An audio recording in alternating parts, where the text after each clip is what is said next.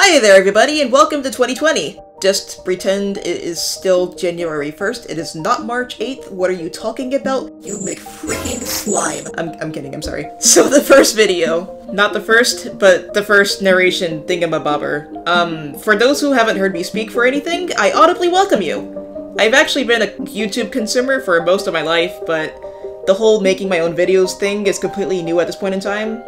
Like, within the past couple of years, where's this going? So, I give a big hello to the future me, and the future you is watching this.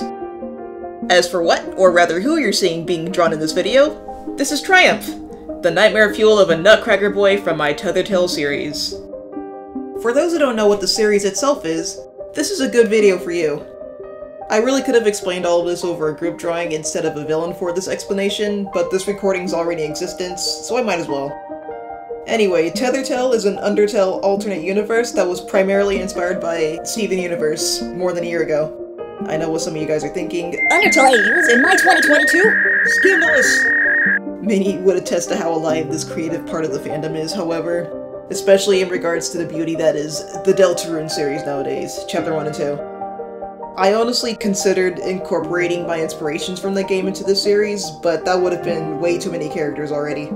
I think I'm teetering on like over 50 by now, and this is just one. And why are there so many characters in Undertale? Because these ones are based off of fusions of already existing characters. Undyne, Mettaton, Napstablook, Alphys, Sans, you name them. Triumph in particular is a fusion of the Manic Flowey and the Great Papyrus. I can't exactly go into his backstory for the time being, as I want to keep all of those juicy tidbits for when he premieres in the official comics. So, to make up for that, I'll give you guys the gist of what the main character, Hunter, goes through in the story. After years of inaction and unconsciousness following their genocide run, Kara falls into the world of Undertale. On the surface, it could appear as though the events of their previous world are reset all over again. It's a strange circumstance, really. In their past life, Kara took the life of every human and monster in their path without a second thought. It's all they know. It's all they want to know.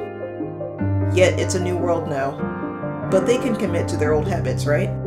That's the thing though. It fails. When your world, be it physical, emotional, and even mental, crashes around you, what do you do then? Do you keep walking forward, even when every step is made on fragile grounds? Or do you take it all in defeat, with not a fractal of hope left in sight? Even the all-knowing and dissonant Kara will have to face this one day. These questions and happenstances are what I have nearly every character in my series confront, whether they like it or not. After all, that's what happens in life, right? It all probably sounds edgy or something like that, but I honestly love exploring these aspects of characters, especially when it comes to their development as a whole. From my upbringing to the present, I was always someone to take the most surface level of things and make it angst-filled as hell. Or, unsettling in this case. I mean, have you seen his teeth? Like, yikes. While I was insecure about it back then, I'm learning more and more to wear that creative style on my sleeve. And now that I know that others can connect with things like that, it's honestly just so inspiring to me. Now, about what's currently on screen. The line art for this picture in particular was surprisingly fun for me, what with the sharp edges and how slumped he was. For lines like those, I'd usually just stick with using a ruler tool whenever my own lines don't feel as accurate or confident with my hand. A little help always goes a long way. Then there was designing the shape of the throne the character sits in, and with this being a winter piece, I really wanted to go ham on the jagged edges that icicles and ice in general often finds itself molded into. It can be unsettling just as much as it is a beautiful aspect of winter, I think. Now that I think about it, I guess this falls back into the Papyrus side of Triumph. You know, snowed in, Sans and Papyrus just living in like this generic like cabin-looking home. Just everything about that location just screams like winter themes and whatnot, so if we could have that holly-jolly aspect of Papyrus, I think we could turn it creepy, considering that Flowey is also in this fusion. So, wintertime gone wrong, I guess.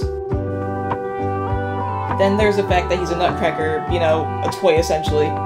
Triumph himself is obviously very much alive and eccentric with the way he carries himself around the place, but behind that facade is a rather, cold outtake on his surroundings.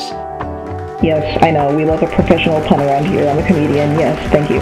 Anyway, I felt that highlighting that part of him in a scene like this would add on to the creepiness factor, even ignoring the lack of eyes and sharpened teeth already present. As for the coloring, while I know I'd want to experiment with different color schemes in the future, I felt like having everything be a variant of blue would further immerse people into this atmosphere, only for them to go, hey, wait a minute, something about that toy doesn't feel right, you know?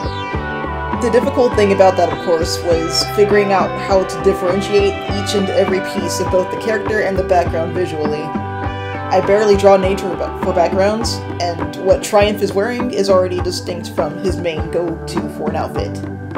That's not to say this is completely outlandish for what he'd wear, because the dude always wears, like, marching band aesthetics. I don't know, just, it's always nice. That and, you know, nutcracker attire.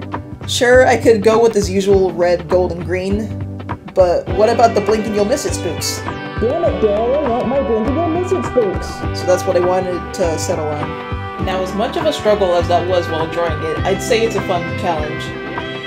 When you're focused on monochrome, it's a blast discovering just how flexible you can be when looking into the right places. There's warm and cool tones, obviously shading and lighting. It's the equivalent of a sandbox almost. Yes, the boundaries are there, but don't overlook how creative you can get with the little you have, you know? The next thing I want to talk about is actually some time ahead in this recording, so have fun watching the process in the meantime.